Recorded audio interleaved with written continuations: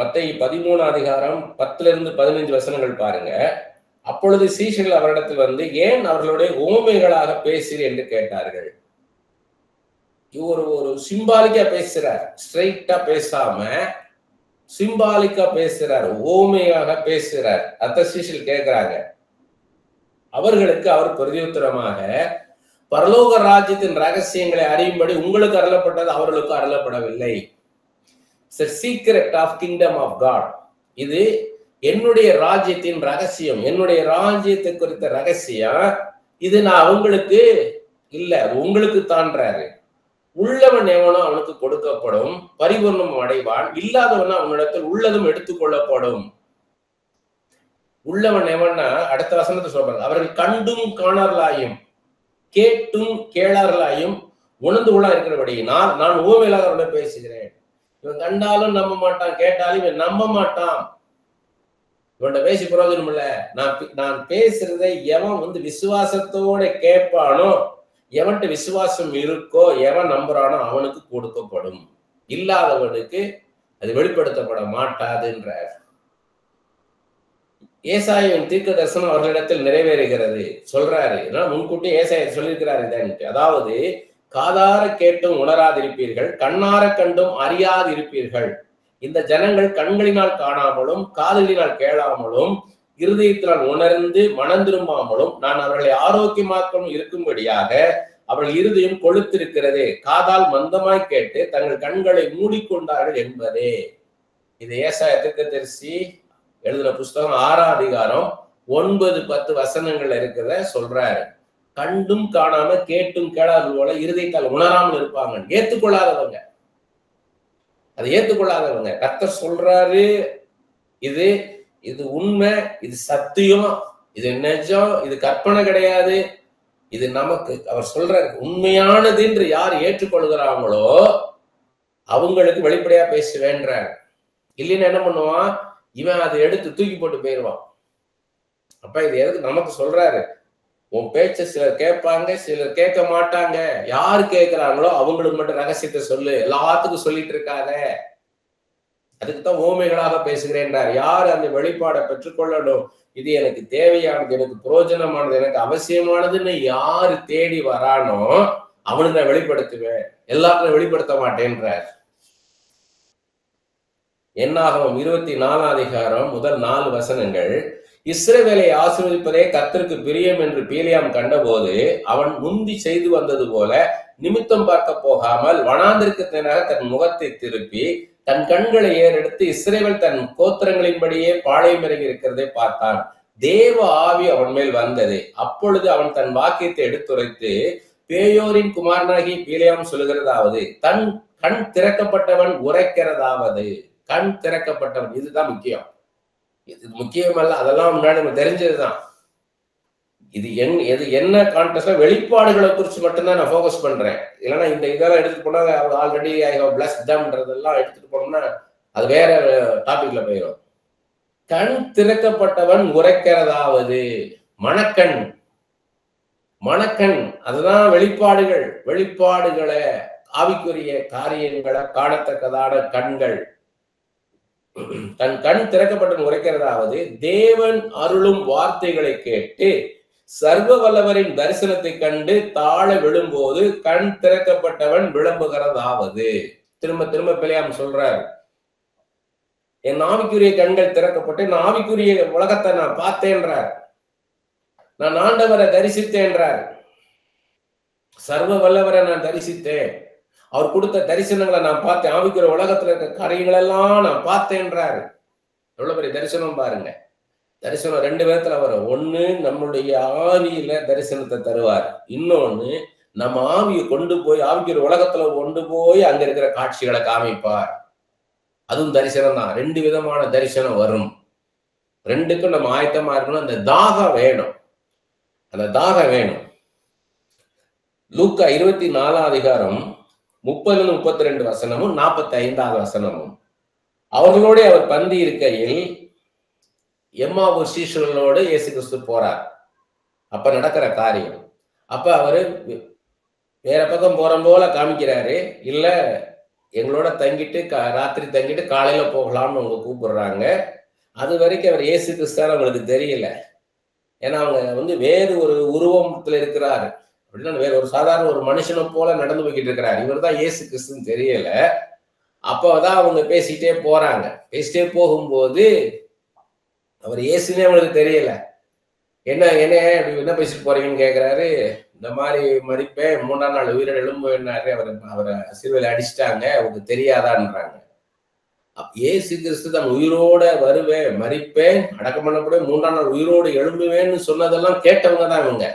ஆனா அதெல்லாம் பேசாம அவர் மரணத்தை குறிச்சே பேசி வராங்க. அவர் மறிச்சு போயிட்டாரு, என்னென்னமோ சொன்னாரு, ஆனா மறிச்சு போயிட்டாருன்றாங்க. அவர் உயிரோடு எழும்புவார்ன்றது இவங்களுக்கு அது இவங்க நம்பல. அது நடக்கும்ன்றதெல்லாம் அவங்க நினைச்சு பார்க்கல. அப்ப இவர் என்ன பண்றாருன்னா, அந்த வேத வாக்கியங்கள்லாம் விளக்கி சொல்றாரு. வேத வாக்கியங்கள்னா இயேசு கிறிஸ்துவ பத்தி சொன்ன தீர்க்க தரிசனங்கள் தான். பழைய ஏற்பாடு பூரா இயேசு கிறிஸ்துவ பத்தின தீர்க்க தரிசனம். ஆண்டவரே மனுஷனா வரப்போறாரு, அவர் எல்லார் பாவங்களையும் சுமந்து தீர்ப்பா, சிலுவையில் அடிப்பாங்க, அடக்கம் பண்ணுவாங்க, 3 நாள் உயிரோடு எழுப்புவார்ன்றதான் சொல்லியிருக்கிறாங்க. அது இவர் நான் தான்றதையும் சொன்ன பிறகுமே உங்களுக்கு அந்த நம்பிக்கை வரல. அப்பதான் சம்பவிக்குது. அப்ப அவர் தங்கிட்டு போங்கன்றாங்க, போய் தங்குறார். அவர்களோட அவர் பந்தி இருக்கையில் அவர் அப்பத்தை எடுத்து, இயேசு கிறிஸ்து அப்பத்தை எடுத்து ஆசீர்வதித்து அதை பிட்டு அவர்களுக்கு கொடுத்தார். அப்பொழுது அவருடைய கண்கள் திறக்கப்பட்டு அவரை அறிந்தார்கள். இதுவரைக்கும் அவர் இயேசு கிறிஸ்து உங்களுக்கு தெரியல. இயேசு கிறிஸ்து அறியாமலே பேசிட்டு வந்துட்டாங்க.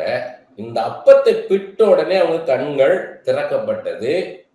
அவர் அறிந்தாங்க, இவர்தான் இயேசு கிறிஸ்துன்னு அறிந்த உடனே அவர்களுக்கு மறைந்து போனார். என்ன எப்படி இது எப்படி இன்டர்பிரட் பண்ணுவீங்க? எப்படி கண்டுகொண்டாங்க? அது வரைக்கும் அவங்களுக்கு இயேசு கிறிஸ்து தெரியல. ஏன்னா 32வது வசனத்துல அதை வாசித்தர், அப்புறம் சொல்லுங்க. 32வது வசனம், அப்பொழுது அவர்கள் ஒருவரை ஒரு நோக்கி வழியிலே அவர் நம்முடனே பேசி வேத வாக்கியங்களை நமக்கு விளங்க காட்டின பொழுது நம்முடைய இருதயம் நமக்குள்ளே கொழுந்து விட்டு எரியவில்லையா என்று சொல்லிக்கொண்டு, வேத வாக்கியங்கள்லாம் சொல்லும் போது உங்களுக்குள்ள ஒரு ஃபயர் இருந்துச்சு, ஒரு அக்கினி. 45வது வசனம், அப்பொழுது வேத வாக்கியங்களை அறிந்து கொள்ளும்படி அவருடைய மனதை அவர் திறந்து அவர்களை நோக்கி, சீஷர்களை பத்தி சொல்றாரு. அப்பொழுது வேத வாக்கியங்களை அறிந்து கொள்ளும்படி சீஷர்களுடைய மனதை அவர் திறந்து அவர்களை நோக்கி. அவர் பேசும்போது அவங்க இருதயம் திறக்குது. வெளிப்பாடு வரும்பொழுது நம்ம இருதயம் திறக்குது. இப்ப இந்த இடத்துல நான் கேட்கறது, அவ்வளவு தூரம் நடந்து வந்தார், எல்லாம் பேசிட்டு வந்த போதெல்லாம் அவர் இயேசு கிறிஸ்துன்னு தெரியல. அப்பத்தை பிட்ட உடனே இவர் தான் இயேசு கிறிஸ்துன்னு தெரிஞ்சிச்சுன்றார். இதுல என்ன வெளிப்பாடு இருக்கு? ஏன்னா அது வரைக்கும் வேற யாரும் இந்த அப்பத்தை பிட்டு இது நான் தான், இது என் சரீரம் தான், என்னுடைய அப்பத்தையே நான் பிட்டின்னு என்ன அர்த்தம்? நான் மரணம் உங்களுக்காக நான் மரிப்பேன், என் மாம்சத்தை நான் கொடுப்பேன் உங்களுக்காக, என் ரத்தத்தை உங்களுக்காக நான் கொடுப்பேன் அப்படின்னு சொன்ன அந்த வெளிப்பாடு அப்பதான் அவங்க கண்ணுக்கு தெரியுது. அதனாலதான் நம்ம வெறுமனை நம்ம பைபிளை வாசிட்டு போகக்கூடாது. அதுவரை அவர் மறைச்சு வச்சிருக்கிறாரு. அது பார்த்தீங்கன்னா ஜீசஸ் தன்னை மறைத்து கொண்டான் இருக்கு இங்கிலீஷ் பைபிள்ல. இன்னொரு இங்கிலீஷ் பைபிள் எப்படி இருக்குன்னா, அவர் தன்னை வேறு விதமாக காண்பித்தார் இருக்குது. அது ஒரு நாள் பார்த்தோம் நம்ம. அப்ப அந்த இடத்துல எல்லாம் அவங்க மறைச்சிட்டாரு, இயேசு கிறிஸ்துன்றத மறைச்சிட்டாரு. இங்க வந்துதான் அதை வெளிப்படுத்துறாரு. அப்ப அவங்களுக்கு அதை வெளிப்படுத்தின உடனே என்ன பண்ணிட்டாருன்னா மறைஞ்சிட்டார். அப்ப இதுல இருந்து இன்னொரு வெளிப்பாடு இருக்கு. அது என்ன வெளிப்பாடுன்னா, கண்டு விசுவாசிக்கல, காணாமலே விசுவாசிக்கணும்ன்றத கொண்டாடுறாரு அவங்க. இவங்க பார்த்து மறந்துட்டாங்க. ஆனா நீ காணாமலே விசுவாசிக்கணும் அப்படின்னு என்ன அர்த்தம்? அவர் சொன்னது எல்லாத்தையும் நமக்கு அதுதான் இந்த பைபிள்ல போட்டிருக்க, இதை வச்சு நம்ம விசுவாசிக்கணும்.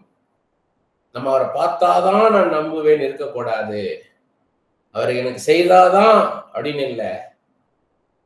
whether he is doing anything for me or not, he is with me. எனக்கு அவர் எதை செய்தாலும் செய்யாவிட்டாலும் என்னோட இருக்கிறார், என்னோட இருக்கிறார். எனக்கு ஒரு காரியம் நடந்தா என்னோட இருக்கிறார், எனக்கு ஒரு காரியம் நடக்கலைன்னா அவர் என்னோட இல்ல அப்படி இல்லை. எனக்கு என்ன நடந்தாலும் நடக்கலன்னா என் கூட இருக்கிறார். அவர் செய்யாம இல்லை. எனக்கு எதை செய்யணும், எப்படி செய்யணும், எப்பொழுது அதை செய்யணும் என்பதை என் கர்த்தர் அறிவார். என் கர்த்தர் ஒரு நாள் கைவிட மாட்டார். அந்த நிச்சயத்துக்குள்ள நம்ம வரணும். அதுக்குத்தான் யோபு சாத்தானை விட்டு கஷ்டப்படுத்த வச்சார். அவ்வளவு கஷ்டத்தின் மத்தியிலும் யோபு, என்னை கொன்று போட்டால் நான் கர்த்தர் மேல் நம்பிக்கையாய் இருப்பேன், நான் நம்புறது இல்ல, அன்பு கூறுவேன், அன்பு கூறுவேன், என் கர்த்தரை நான் நேசிப்பேன், என் கர்த்தரை நான் நேசிப்பேன். அதைத்தான் ஆண்டு பார்த்தாரு. நான் ஆசீர்வதிக்கலைன்னாலும் என் பிள்ளை என்ன நேசிப்பான். அந்த மாதிரி ஒரு ரிலேஷன்ஷிப்பை நம்ம ஆண்டவர் நம்மகிட்ட எதிர்பார்க்கிறார். சங்கீதம் 119:18 உமது வேதத்தில் உள்ள அதிசயங்களை நான் பார்க்கும்படி என் கண்களை திறந்தருளும். ஒண்டரஸ் திங்ஸ் இருக்கு ஒரு பைபிள்ல. இன்னொன்னு, open my eyes to spiritual truth. ஹீப்ரூல எப்படின்னா என் கண்களை திறந்தருளும், ரிவீல் இருக்குது எபிரேய மொழியில. வெளிப்படுத்தும், உடைய வேதத்தில் உள்ள அதிசயங்களை பார்க்கும்படி என் கண்களை திறந்தருளும், அது வெளிப்படுத்தும் ஐயான்ட்டு நம்ம அப்படி ஜபிக்கணும். பைபிளை படிக்கும் போது இதுல இருக்க வெளிப்பாடுகளை நாம் பெறணும் ஐயா, இதுல இருந்து வெளிப்பாடுகளை நாம் பெறணும். அதனாலதான் என்ன பண்ணணும் கிடையாது, ஏற்கனவே நம்ம கேட்ட பிரசங்கத்தை வச்சுக்கிட்டே நம்ம பைபிளை படிக்க கூடாது. பலர் பேசி கேட்ட பிரசங்கங்களை வைத்துக்கொண்டே நம்ம என்ன பண்ணக்கூடாது, பைபிளை படிக்க கூடாது. அப்ப நீங்க ஒரு ரெவலேஷன் கிடைக்காது. அது ஒரு அழகா சொல்லுவாரு, ஒரு பிரபலமான ஆண்டவரால் வல்லமையாக பயன்படுத்துகிற ஒரு பாத்திரம், ஒரு ஊழியக்காரர் சொல்லுவார், ரீ ரெவலேஷன் வார். ஃபாரின் இருக்கிறார், ரீ ரெவலேஷன் வார். இன்னொருத்தருக்கு வெளிப்படுத்துறத எடுத்து நம்ம அனுக்கூடாது, அதை பேசிட்டு கூடாது. அது ரீ ரெவலேஷன். அப்படி பேசக்கூடாது. கர்த்தர் நமக்கு என்ன சொல்றார், நமக்கு என்ன வெளிப்பாட்டை கொடுக்கிறார்னு பார்க்கணும்.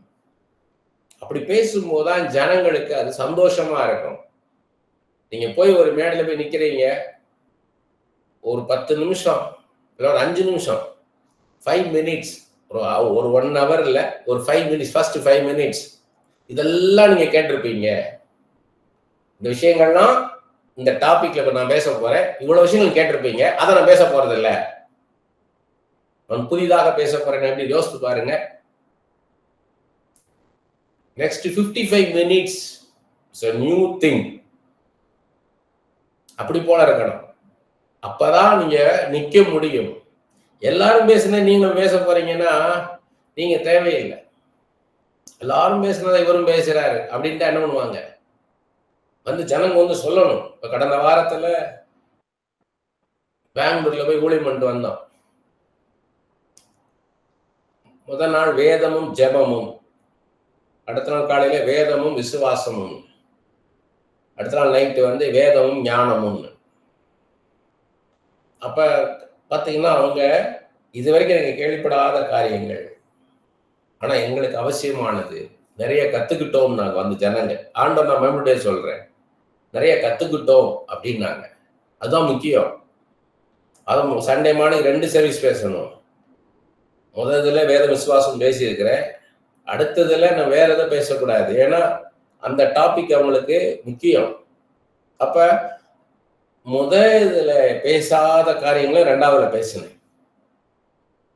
ஏன்னா அந்த ஆராதனை நடத்துற அந்த டீம், மீடியா டீம், அங்க இருக்கிற மூப்பர்கள்லாம் ஃபர்ஸ்ட் சர்வீஸ்ல இருந்தவங்க செகண்ட் சர்வீஸ்ல இருக்கிறாங்க.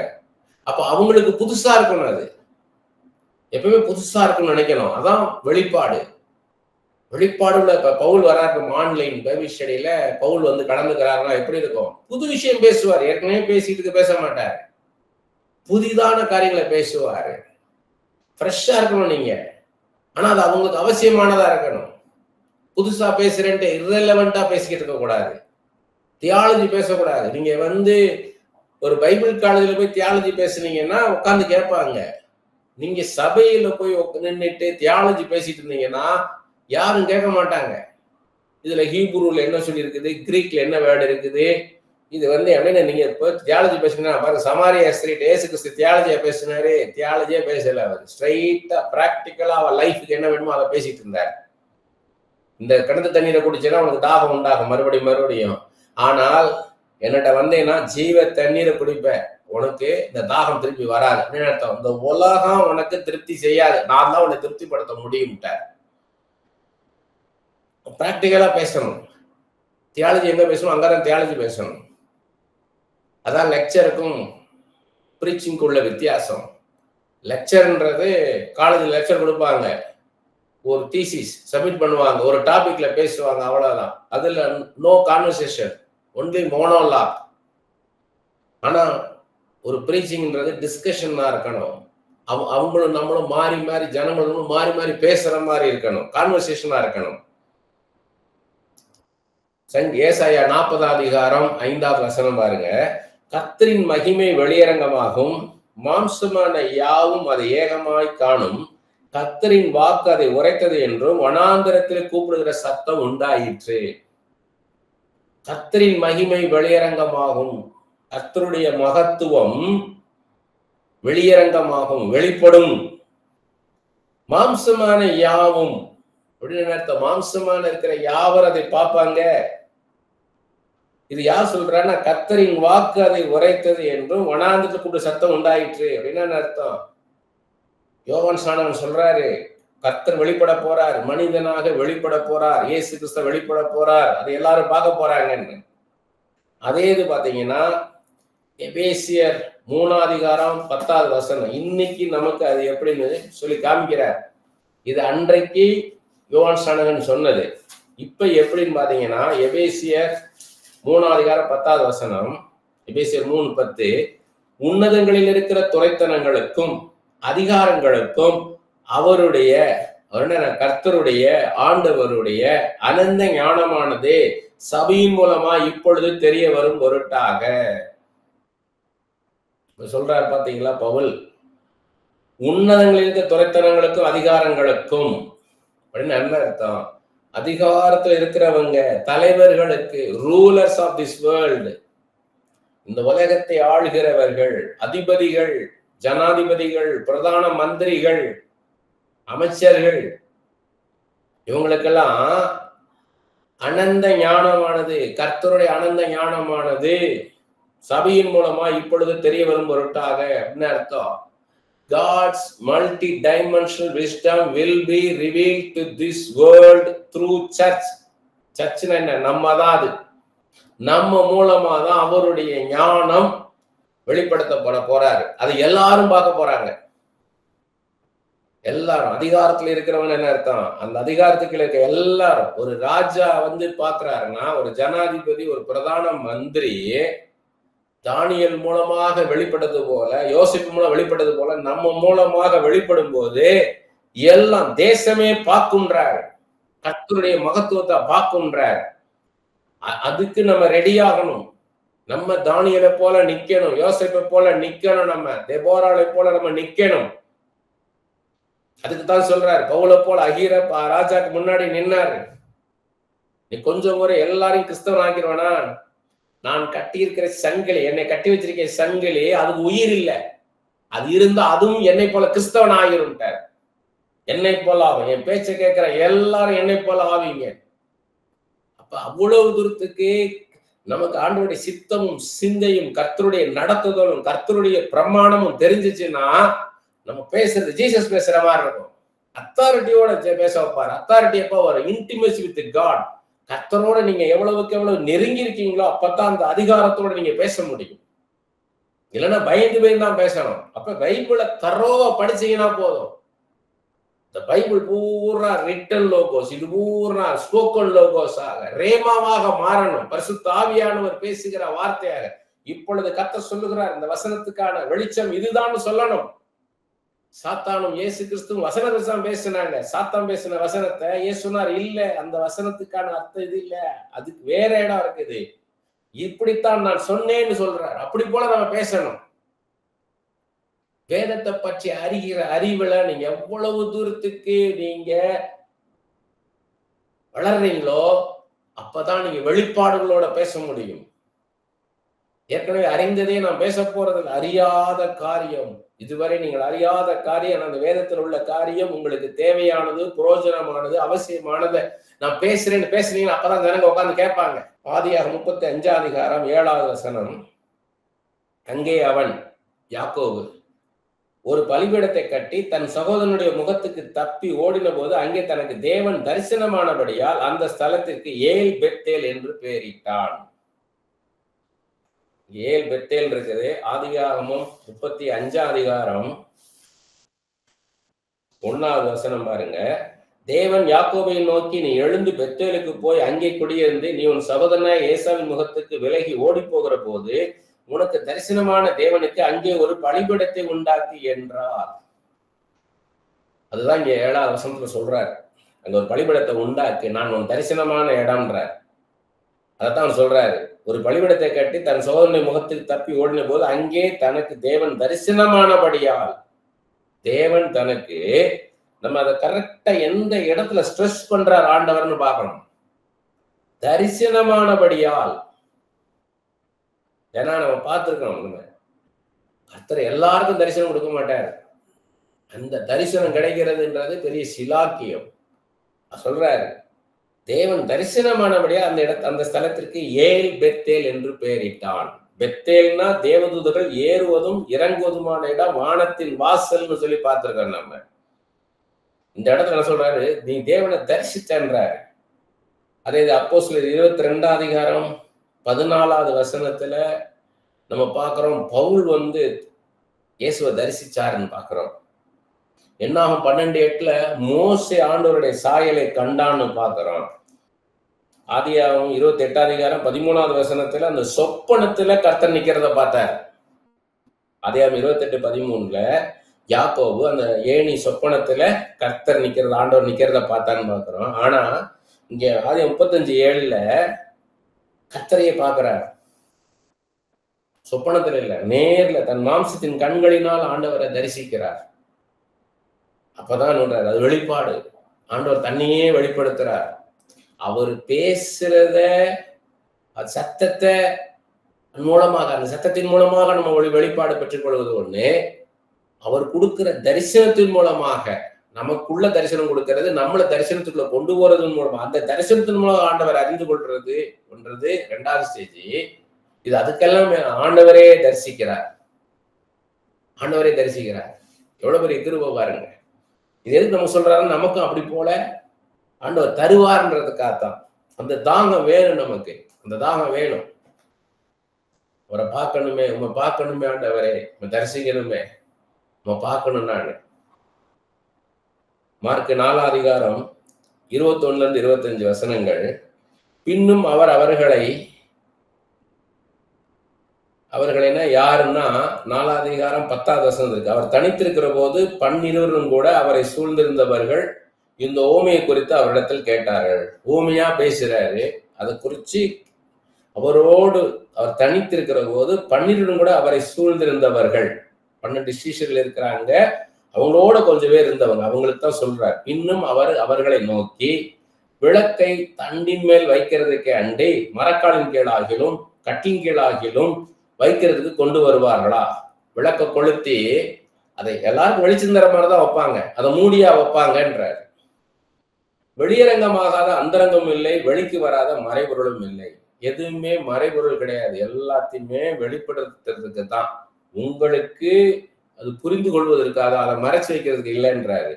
கேட்கறதுக்கு ஒருவன் காதுள்ளவன் தான் கேட்க கடனும், ஆர்வமா இருந்தா நீ கேட்டு பெற்றுக்கொள்ளுன்றார். பின்னும் அவர் அவர்களை நோக்கி, நீங்கள் கேட்கிறதை கவனியுங்கள், அந்த நீங்க படிக்கிறதை கவனியுங்கள், வேதத்தை நீங்க படிக்கிறத கவனிங்க. நீங்க எப்படி கவனிக்கிறீங்க, எப்படி படிக்கிறீங்க? சும்மா மேலோட்டம் படிக்கிறீங்களா? உள்ள ஒரு வெளிப்பாடு இருக்குது, எனக்கு என்னுடைய அறிவுக்கெல்லாம் அப்பாற்பட்ட ஒரு காரியம் இருக்குது, அதை நான் தெரிந்து கொள்ளணும்னு அப்படி படிக்கிறீங்களான்னு கேட்கிறார். இன்னும் அவர்கள் நோக்கி, நீங்கள் கேட்கிறதை கவனிங்கள். ஒரு பிரசங்கம் பண்ணும்போது இதுல இருந்து எனக்கு என்ன மெசேஜ்னு கேட்கணும். ஆலயத்துல ஆராதனை நடத்துறாங்களா, அந்த ஆராதனை ஏதோ பாட்டு பாடுறாங்களா, அதுல இருந்து எனக்கு என்ன வார்த்தை வருது? நீங்க பைபிளை படிக்கிறீங்க, எனக்கான வார்த்தை எங்க வருது? எனக்கான வார்த்தை ஸ்பெசிபிக்கா எனக்குன்னு உள்ள வார்த்தை, என் குடும்பத்துக்குன்னு உள்ள வார்த்தை, ஒரு குறிப்பிட்ட காரியத்துக்காக நான் ஜெபிக்கிறேன், அந்த ஜெபத்திற்கான பதில் இதுல வருதா? நான் நீங்க கேட்கிறதை கவனிங்கள், நீங்க ஜெபிக்கிறதை கவனிங்கள். நீங்க கேட்கிறத கவனி. How you listen. அதான் சொல்றாரு, கேட்கிறதை கவனிங்கள். எந்த அளவினால் அளக்கிறீர்களோ அந்த அளவில் உங்களுக்கு அளக்கப்படும், கேட்கிறவங்களுக்கு அதிகம் கொடுக்கப்படும். அப்படி நீங்க தேடினீங்கன்னா கண்டடைவீர்கள். நீ அப்படியே எனக்கு வெளிப்பாடு வேணுமாண்டவரேன்னு தண்ணீரை திராட்சரசமா மாற்றினார். அல்லேலூயா ஆமென்றுவான். ஏன்னா தண்ணீர் சாதாரண தண்ணீர் எல்லாருக்கும் கிடைக்கும், அது ஃப்ரீயா கிடைக்கிறது. திராட்சரசம்ன்றது ரொம்ப உயர்ந்தது. ஒரு சாதாரண தண்ணீரை திராட்சரசம் ஆக்கிட்டாருன்றது. நீங்க திரும்ப திரும்ப ஜெபத்துல உட்கார்ந்து ஆண்டவரே என்னோட பேசுங்க பேசுங்க பேசுங்கன்னீங்கன்னா, நீ தண்ணீரை மாதிரி நினைக்கிற, சாதாரண நினைக்கிற, எவ்வாறு ஆர்டினரி பெர்சன், நீ சாதாரணமானவன், தண்ணி மாதிரிதான் நினைக்கிற, ஒன்ன திராட்சரசம் ஆக்கிடுவேன்வார். நான் வெளிப்பாடு. அவர் தண்ணியை குறிச்சா கவலைப்படுறாரு, நம்மை குறித்து கவலைப்படுறாரு. மாட்டை குறிச்சா கவலைப்படுறாரு, நம்மை குறித்து கவலைப்படுறாரு. நம்மளை உயர்த்தணும்னு ஆசைப்படுறாரு. தானியேலுக்கு என்ன மாதிரி வெளிப்பாடு, 10 மடங்கு ஞானம். ராஜாக்களே அப்படியே காலில் விழுந்துட்டான். தானியேலின் தேவன் உன் தேவன். உன்னை தானியேல் மாதிரி உன்னை பயன்படுத்த நான் ஆயத்தமா இருக்கிறேன், நீ ஆயத்தமா? உன்னை யோசேப்பை போல பயன்படுத்த நான் ஆயத்தமா இருக்கிறேன், நீ ஆயத்தமா? தாவீதை போல உனக்கு ராகங்களை கொடுத்து, புதிய புதிய ராகங்களை கொடுத்து, புதிய புதிய பாடலை கொடுத்து உன்னை பாட வைக்க நான் ஆயத்தமா இருக்கிறேன், நீ ஆயத்தமா? உன்னை உருவாக்கி உனக்கு அபிஷேகத்தை கொடுத்து உன்னை மூடி வைக்கிறதுக்காக அல்ல, உன்னை வெளியே கொண்டு வரக்காக தான் உன்னை வச்சிருக்கிறேன் நான். நீ மற்றவங்களுக்கு பயன்படணும். வீட்டுக்குள்ள போய் பூட்டி உட்காந்துக்கிட்டேன்னா உன்னை எப்படி பயன்படுத்த முடியும்? உன் அபிஷேகம் உனக்கு அல்ல, உன் அன்பு உனக்காக அல்ல. உன்னை நீயே நேசிக்கிறதுக்கு அன்பு கொடுத்தேன். அன்பு மற்றவங்களை நேசிக்கிறதுக்காக கொடுக்கப்பட்ட அன்பு. அதுக்குதான் வரங்கள், அதுக்குதான் வெளிப்பாடுகள். அதான் உள்ளவன் எவனவன் கூட கொடுக்கப்படும். மற்றவனுக்கு நான் சொல்லணும், ஐயா உடைய அன்பை நான் வெளிப்படுத்தணும், இயேசுவை நான் வெளிப்படுத்தணும். இயேசுவின் அன்பு வசனத்தினாலும் வாயினால் அல்ல, கிரியினாலே வெளிப்படுத்தப்படணும். சுயநலமா இருந்தா யாரும் பயன்படுத்த முடியாது, யாராலும் பயன்படுத்த முடியாது. இயேசு மாத்திரம் அல்ல, யாராலும் பயன்படுத்த முடியாது. தான் சொல்றாரு, எந்த அளவினால் நடக்கிறீங்களோ அந்த அளவு நடப்படும். யார் தாகமா இருந்து எனக்கு ஆண்டவரே நீங்க வெளிப்படுத்துங்கப்பா, வெளிப்படுத்த வெளிப்பாடுகளை பெற்றுக்கொண்டு மற்றவங்கிட்ட போய் யாரு சொல்றானோ அவனுக்கு கூட கொடுக்கப்படும். பவுலை குறிச்சு பார்ப்போம். எனக்கு கொடுக்கப்பட்ட எல்லா வெளிப்பாடுகளையும் எல்லாரும் கொடுத்துட்டேன்ற பின்னாடி பார்ப்போம். நம்ம எனக்கு என்னெல்லாம் கர்த்தர் வெளிப்படுத்தினாரோ எல்லாத்தையும் நான் அவனுக்கு கொடுத்துட்டேன்ற. அப்படி யாரு மற்றவங்களுக்கு கொடுக்குறானோ அவனுக்கு கூட கொடுக்கப்படும். உள்ளவன் எவனோ, மற்றவனுக்கு கொடுக்கிறவன் எவனோ அவனுக்கு கூட கொடுக்கப்படும். வெளிப்பாடுகளை கொடுக்கணும், மற்றவங்களுக்கு சொல்லணும். இந்த ஏசு இப்படிப்பட்டவர் தெரியுமான்னு சொல்லணும். உள்ளவன் எவனோ அவனுக்கு கொடுக்கப்படும், இல்லாத எவனோ அவனிடத்தில் உள்ளதும் எடுத்துக்கொள்ளப்படும். இருக்கிறதை இழந்துருவீங்கன்ற. எதை அறிஞ்சிருக்கீங்களோ அப்படியே ஸ்டேக்னட் ஆகி துருப்பிடிச்சு போயிடுவோம். நம்ம கொடுக்க கொடுக்க கொடுக்க நம்ம என்ன பண்ணுவார், நம்மள மேல மேல மேல புதுசு புதுசா கொடுத்து வளர்ந்துகிட்டே போவோம். நம்ம அப்படியே இருந்துகிட்டே இருந்தோம், வெளிப்பாடு இல்லாம நானே நம்மள வச்சுட்டே இருந்தேன், அதை அவ்வளோதான் நின்றுரும். அதையும் கூட இழந்து போயிடுவோம். அதை யோவான் எழுதின சுவிசேஷம் 15ஆம் அதிகாரம் 15ஆவது வசனம், இனி நான் உங்களை ஊழியக்காரர் என்று சொல்லுகிறது இல்லை, ஊழியக்காரன் தன் எஜமான் செய்கிறதை அறிய மாட்டான். இனி நான் உங்களை சர்வன்ஸ் சொல்ல மாட்டேன் அப்படின்றாரு. ஏன்னா ஊழியக்காரன் தன் எஜமான் செய்கிற அறிய மாட்டான். எஜமான் எல்லாத்தையும் ஊழியக்காரன் சொல்லிட்டு இருக்க மாட்டான். நான் உங்களை சிநேகிதர் என்றேன், ஏனெனில் என் பிதாவின் இடத்தில் நான் கேள்விப்பட்ட எல்லாவற்றையும் உங்களுக்கு அறிவித்தேன்றார். எல்லாவற்றையும் உங்களுக்கு நான் அறிவித்தேன்றார். எனக்கு பிதா என்னெல்லாம் வெளிப்படுத்தினாரோ எல்லாத்தையுமே நான் என்ன பண்ணேன் உங்களுக்கு சொல்லிட்டேன். அதனால நீங்க என்னுடைய சிநேகிதர். நான் எனக்கு உங்களுக்கு நடுவில் எதுவுமே மறைவானது எதுவுமே கிடையாது, எல்லாத்தையுமே நான் சொல்லிக் கொடுக்குறேன்றாரு, சொல்லிட்டேன்றாரு.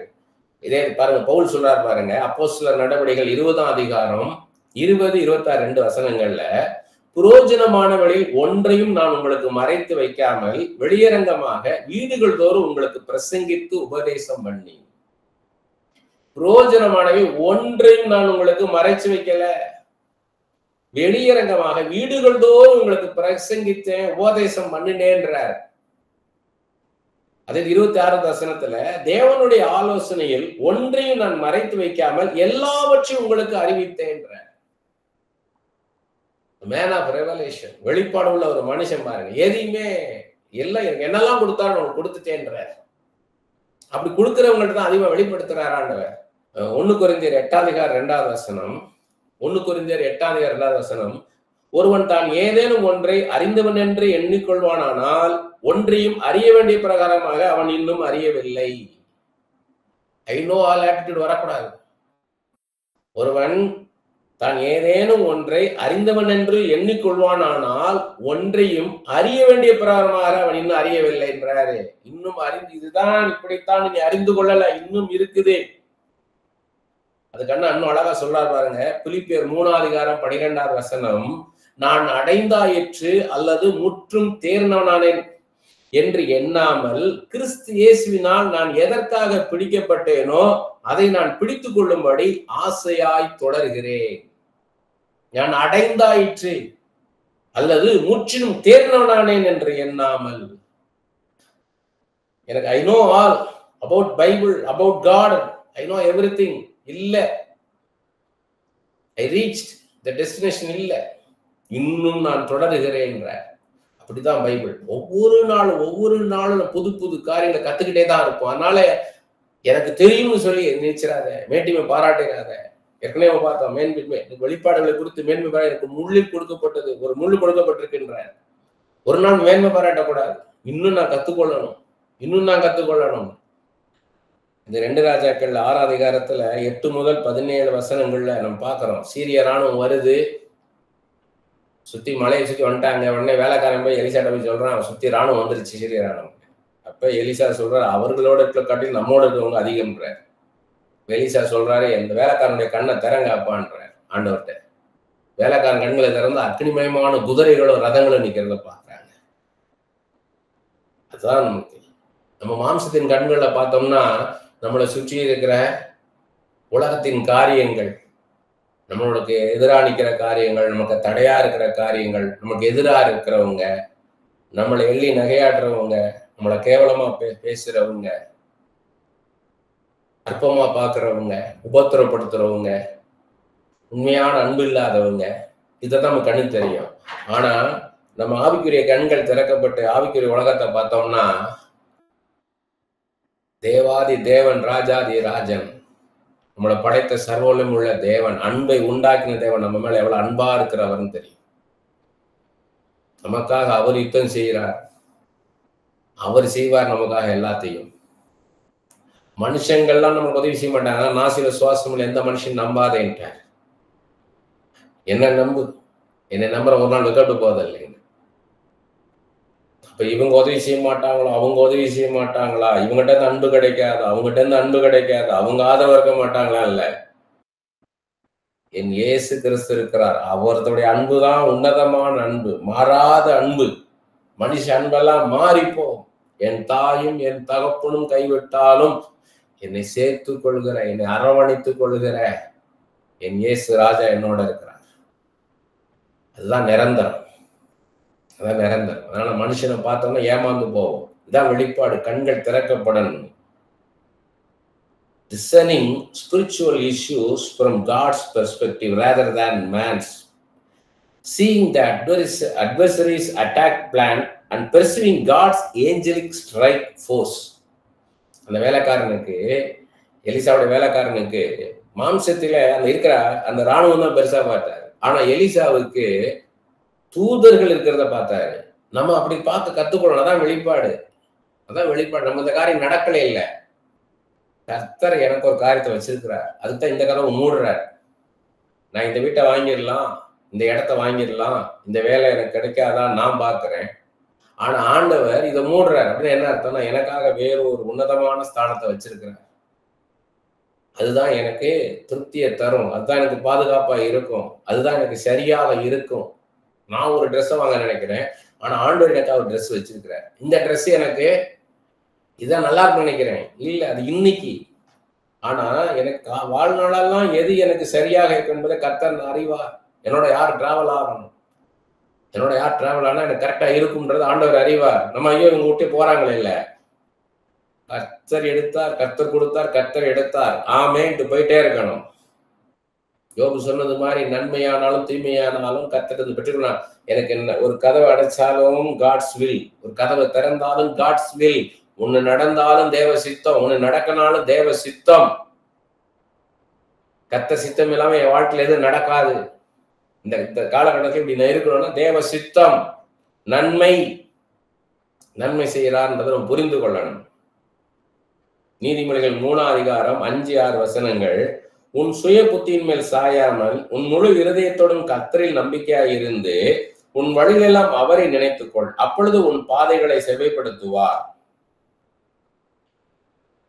நம்ம சுய புத்தி மேல் சாராம கர்த்தருடைய அறிவு, ஞானம், அன்பு, கிருபை அதன் மேல நம்பிக்கை வச்சிருக்கணும். அவர் மேல் நம்பிக்கை இருந்து வழிகளெல்லாம் அவரை நினைச்சுக்கணும். ஆண்டவரே, நீங்க எனக்கு இந்த காரியத்தை நடத்துங்க, நீங்க நான் எங்க போகணுமோ அங்க நீங்க என்னை நடத்துங்க, நான் போகக்கூடாத பாதையை அடைச்சு போடுங்க, நான் யாரோட இருக்கணுமோ அவங்களை என்னோட அனுமதிங்க, நான் யாரோட இருக்கக்கூடாது அவங்க விலைக்கு போடுங்கப்பா, எந்த வேலை எனக்கு சரியா இருக்கும் அந்த வேலையை தாங்க, எந்த வீடு எனக்கு சரியா இருக்கும் அந்த வீட்டை தாங்க, எந்த நண்பர்கள் எனக்கு கரெக்டா இருக்கும் அந்த நண்பர்கள் எனக்கு தாங்க, மிச்சதெல்லாம் எனக்கு விலைக்கு போடுங்கப்பான்னு சொன்னா போதும்.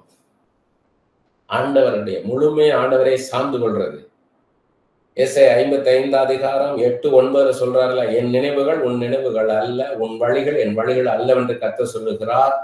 என்ன அர்த்தம்? உடனே நம்ம வேற நினைச்சிடும். நான் ஒண்ணு நினைக்கிறேன், இப்படி பண்ணலாம்னு நினைக்க ஒரு வழி வைக்கிறேன், ஆனா ஆண்டவர் வேற ஏதோ நினைக்கிறார், வேற ஏதோ வழி வச்சிருக்காரு. இல்ல அப்படி இல்ல அந்த வசனம். இட் இஸ் டிஃபரண்ட்ன்றாரு. ஆனா என்ன டிஃபரண்ட்னா, உன்னை குறித்து நீ வைத்திருக்கிற நினைவுகளோ வழிகளை காட்டிலும் உனக்காக நான் நினைச்சிருக்கிற நினைவுகளும் உனக்காக நான் வைத்திருக்கிற வழிகளும் மேலானவைகள். பூமியிலிருந்து பரலோகம் எவ்வளவு உயரமோ அவ்வளவு மேலானவைகள். அந்த வெளிப்பாட்டை நம்ம பெற்றுக்கொள்ளணும். முதல்ல இந்த சிந்தை உண்டாகிறதே, இந்த வெளிப்பாடு உண்டாகிறது சிந்தையில ஒரு பெரிய டெலிவரன்ஸ் உண்டாயிரும். அதுக்கப்புறம் தான் காரியம் நடக்கிறது. முதல்ல அந்த வெளிப்பாடு நமக்குள்ள வரும்போது நமக்குள்ள மனக்கண்கள் திறக்கப்படும்.